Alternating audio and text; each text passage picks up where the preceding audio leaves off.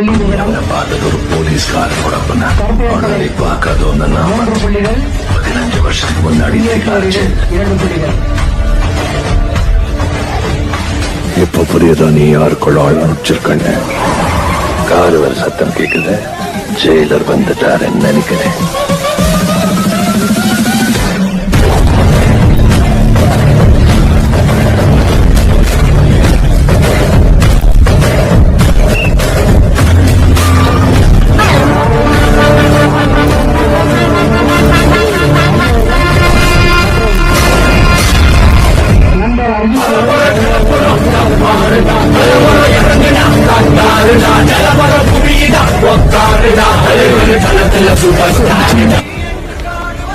இதோட நிறுத்திக்கலாம்ல.